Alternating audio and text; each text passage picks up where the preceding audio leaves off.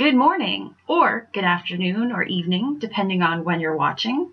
This is Professor Lyon, and my goal in the next few minutes is to give you more details about the sociological imagination paper structure. The deadline is coming up. This paper gets at the heart of sociological thinking. You're trying to get into the mindset of Emile Durkheim when he thought about suicide not only as an individual act, but as a social act shaped by external forces. Durkheim's ability to connect suicide rates to community conditions and economic trends revolutionized how people studied social problems. Whatever your topic, whether it's elective surgery, smoking, moving to a new country, going to the gym, your goal is to identify and analyze the external forces that shaped your own experience, much like Durkheim did. Spend some extra time early on picking your topic, and the rest of the paper will come together much more smoothly. A good way to test whether your topic is suitable for this paper is to ask, 1. Would someone living 50 years ago have faced the same thing? 2. Could someone living in another country have the same experience? And 3, would someone embodying a different social location than you be as likely to have the same experience? Here you might consider gender, class, ethnicity, age, ability, sexual orientation, and so on. If the answer to one or more of these questions is no, then this indicates your topic is appropriate for this paper. Why? Because there's something unique about the time period you're living in, or the social environment you're living in, or the social group you're part of that is shaping your experience. Your goal in this paper is to figure out what those unique factors are. When drafting your paper, you might want to consider including the following sections. Introduction.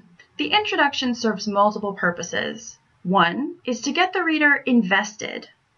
In a time when people can get information in 140 characters on Twitter, how are you going to entice them to read about what you have to say?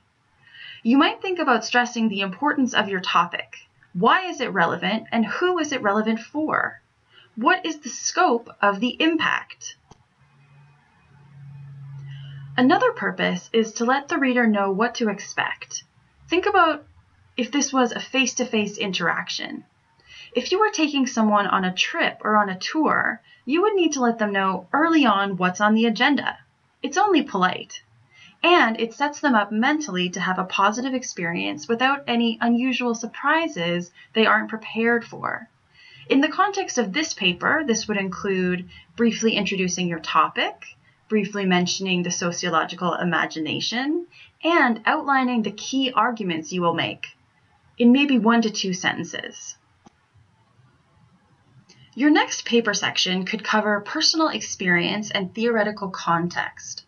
In 3 to 5 sentences, discuss your personal experience in relation to your chosen topic and what you hope to gain from analyzing this topic sociologically.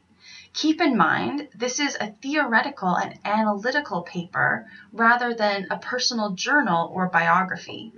Use your personal experience as a jumping-off point for engaging with broader trends. This might be a good point to discuss the sociological imagination in depth. Here you want to show your understanding of and engagement with the concepts Mills presents in Chapter 1, The Promise, from his book, The Sociological Imagination. What was Mills trying to do when he wrote this piece? What conceptual tools does he provide his readers? And what have you taken away from his writing that is useful in analyzing your own experience? Next, you might move to your key arguments.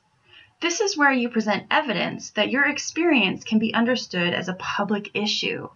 Let's say I'm using the experience of being overweight. I could approach body weight as a public issue in several different ways. Here are 2. Number 1. The likelihood of being overweight is connected to class. To prepare this argument, I would be tapping into broader literature about socioeconomic status and health outcomes. I might use a journal article from medical sociology publications like the Journal of Health and Social Behavior or the journal called Sociology of Health and Illness. I might present data connecting income and weight. I might also think about the affordability and convenience of different types of food. I could also consider neighborhood walkability, access to fresh food vendors, and how neighborhoods are organized based on class. For my second argument, I might ask how definitions of appropriate body size have changed over time. Would a person who considers themselves overweight today have been considered overweight 100 years ago? Has fat always been seen as a negative thing? What about in times and places when food was less readily available? I could draw upon sociological analyses of media to support this argument. How have idealized media representations of men and women differed by decade? Another angle I could take to support this argument would be looking at the medicalization of obesity. Where does the term obesity come from? Have measures of obesity changed over time?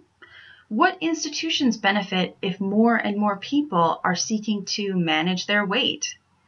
I could make this argument from a symbolic interactionist perspective by drawing on course concepts like the Thomas principle, or from a conflict perspective by using concepts from Karl Marx like ideology.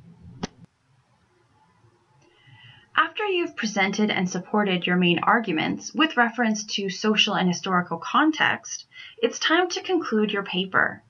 In your concluding paragraphs, you'll want to remind the reader of the key points you've just made.